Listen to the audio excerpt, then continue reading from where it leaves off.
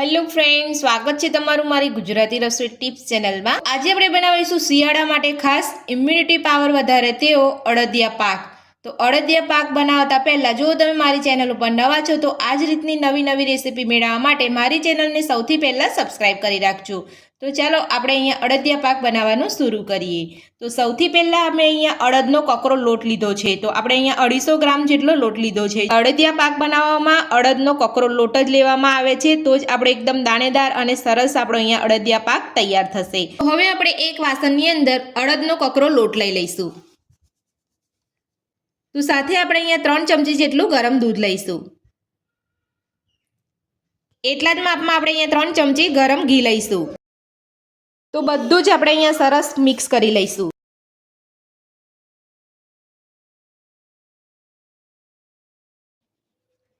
તો આ રીતે દૂધ અને ઘી ઉમેરીને અડદના લોટને સરસ રીતે બધું જ મિક્સ કરી લેવાનું છે। તો આપણે અહીંયા બધું જ મિક્સ કરી લીધું છે સરસ રીતે। તો મિક્સ કર્યા પછી આ રીતે અહીંયા દબાવી અને આપણે અહીંયા ઢાંકીને અડધો કલાક માટે આપણે રહેવા દઈશું। તો લોટને આપણે અહીંયા અડધો કલાક માટે ઢાંકીને રહેવા દીધો છે। તો હવે આપણે અડદિયા પાકમાં ઉમેરવા માટે અહીંયા મસાલો બનાવી લઈશું। જો તમારે આ રીતે મસાલો ના બનાવવો હોય તો તમારે બજારમાં તૈયાર મસાલો લાવવો હોય તો તમે તૈયાર મસાલો પણ તમે અડદિયા પાકમાં ઉમેરી શકો છો। હું અહીંયા ઘરે મસાલો બનાવું છું તો તમને અહીંયા બતાવી દઉં છું। મસાલો બનાવવા માટે મેં અહીંયા 3 લવિંગ લીધા છે અને 3 ઇલાયચી લીધી છે અને એક તજનો ટુકડો લીધો છે અને એક જાયફળ લીધું છે। જાયફળને મેં અહીંયા થોડું અડધું કરી લેવાનું છે, આપણે આખું જાયફળ નથી નાખવાનું। અને આપણે 5 થી 6 કાળા મરીનો પાવડર લીધો છે। તમારી પાસે આખા મરી હોય તો તમે અહીંયા વાટીને લઈ શકો છો અને મરી પાવડર હોય તો તમે મરી પાવડર પણ ઉમેરી શકો છો। તો હવે આપણે અહીંયા એક ખાણીમાં લઈ અને વાટી લઈશું અને તમારે મિક્સર જારમાં કરવું હોય તો તમે મિક્સર જારમાં પણ કરી શકો છો। તો જાયફળને આપણે અહીંયા અડધું કરી અને લઈ લઈશું। તો હવે આપણે અહીંયા અડધું જાયફળ ઉમેરીશું અને મરી પાવડર પણ ઉમેરી લઈશું, એટલે બધું સરસ રીતે મસાલા મિક્સ થઈ જાય। બધું જ આપણે સરસ વાટી લઈશું। તો તમે જોઈ શકો છો એકદમ સરસ વાટી લીધું છે બધું જ। તો હવે આપણે એમાં 1 ચમચી જેટલો સૂંઠ પાવડર ઉમેરીશું અને 1 ચમચી આપણે અહીંયા ખસખસ ઉમેરીશું અને બધું જ મસાલા સાથે અહીંયા મિક્સ કરી લઈશું।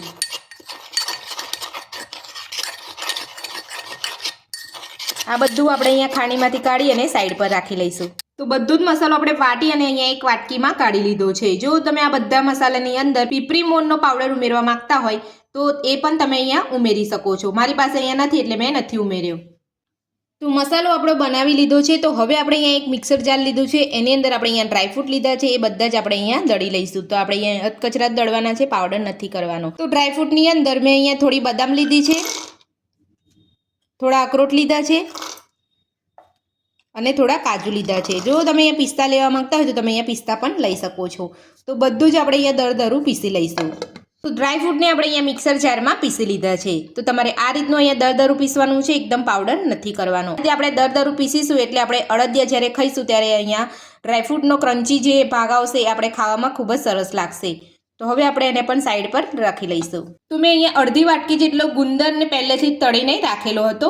તો હવે આપણે અહીંયા ગુંદરને પણ અહીંયા ખાણીમાં લઈ અને વાટી લઈશું। જો તમે મિક્સર જારમાં કરવા માંગતા હોય તો તમે મિક્સર જારમાં પણ કરી શકો છો।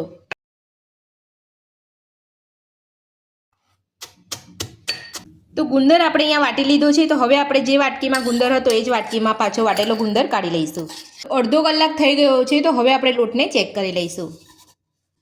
તો લોટ આપણો અહીંયા સરસ સેટ થઈ ગયો છે। તો હવે આપણે આ બધા જ લોટને એક ચાળણાથી ચાળી લઈશું। તો આ રીતે આપણે અહીંયા બધું સરસ રીતે ચાળી લઈશું।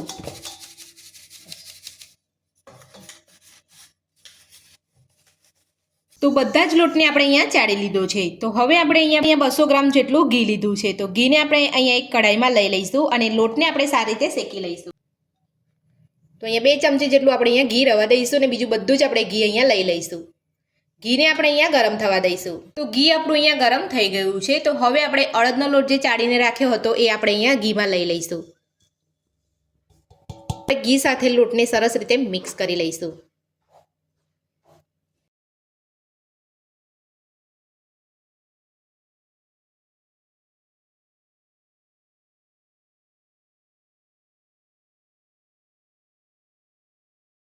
લોટને આપણે એકદમ દાણેદાર છૂટો થાય એ રીતે આપણે અહીંયા શેકવાનો છે। તો આપણે અહીંયા લોટ શેકીશું એટલે સરસ આપણો અહીંયા માવા જેવો કલર આવી જશે અને માવા જેવો જ અહીંયા ટેક્સચર પણ આવી જશે લોટનું. એટલે આપણે અહીંયા આ રીતે અહીંયા કકરા લોટને સરસ રીતે શેકવાનું છે. તો તમે જોઈ શકો છો અહીંયા લોટમાં આપણું અહીંયા સરસ રીતે ઘી આપણું અહીંયા ભળી ગયું છે. તો હવે આપણે લોટને સારી રીતે શેકી લઈશું.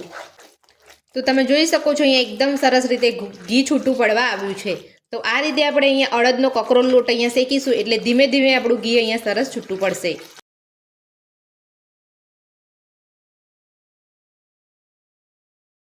ધીમા તાપે આપણે અહીંયા આ રીતે લોટને શેકતા રહેવાનું છે અને આ રીતે ફેરવતા રહેવાનું છે. જો આપણે અહીંયા ફેરવીએ નહીં તો લોટ નીચે ચોંટી જશે અને બળી જશે અને અડદિયા પાકનો સ્વાદ સરસ નહીં લાગે.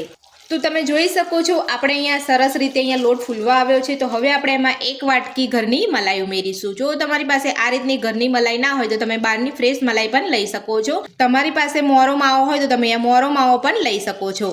તો હવે આપણે અહીંયા મલાઈ ઉમેરી લઈશું અને બધું સરસ રીતે મિક્સ કરી લઈશું.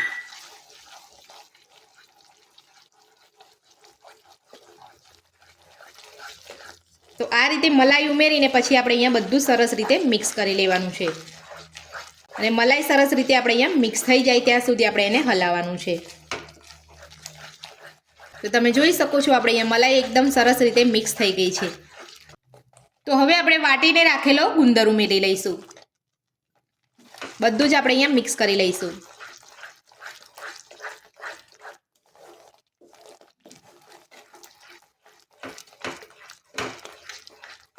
તો ગુંદર આપણે અહીંયા ઉમેરી લીધો છે. તો હવે આપણે એમાં 1 વાટકી કોપરાનું છીણ ઉમેરીશું. સાથે જ આપણે અહીંયા ઘરે જે મસાલો બનાવીને રાખેલો હતો એ આપણે અહીંયા ઉમેરી લઈશું.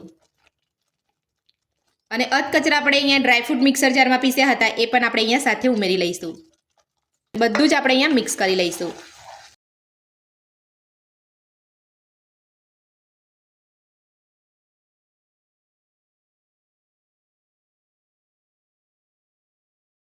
તો બધું જ આપણે અહીંયા સરસ રીતે શેકી લીધું છે. તો હવે આપણે એક વાસણમાં કાઢી લઈશું.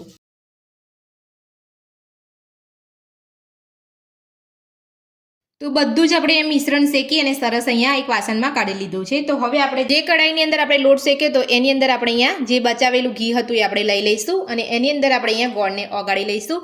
તો મેં અહીંયા 200 ગ્રામ જેટલો ગોળ લીધો છે. તમે જેટલું ગળપણ ખાતા હોય એટલું તમે અહીંયા ગોળ લઈ શકો છો. તો આપણે અહીંયા ખાંડનો ઉપયોગ નથી કર્યો.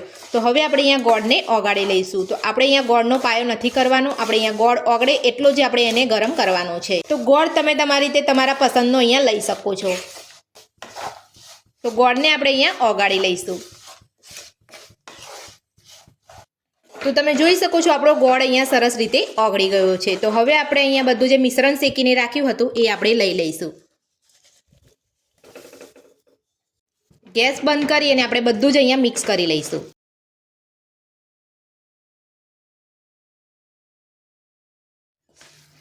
તો આપણે અહીંયા બધું જ મિશ્રણ ગોળની અંદર આપણે અહીંયા ઉમેરી અને સરસ રીતે મિક્સ કરી લીધું છે. બધું જ આપણે અહીંયા મિક્સ કરી લીધું છે. તો હવે આપણે અહીંયા ગ્રીસ કરેલી થાળીની અંદર બધું જ કાઢી અને ઠાળી લઈશું.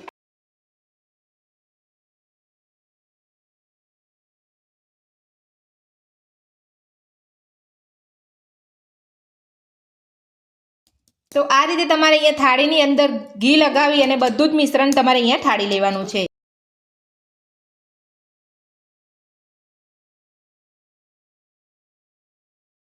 તો આ રીતે તમારે અહીંયા ચમચીની મદદથી ઉપરનો ભાગ જે છે અહીંયા લીસો કરી લેવાનો છે. સરસ રીતે એક થાળીમાં ઠાળી લીધું છે. તો હવે આપણે ઉપરથી કાજુ બદામ અને કોપરાના છીણથી આપણે ગાર્નિશ કરી લઈશું.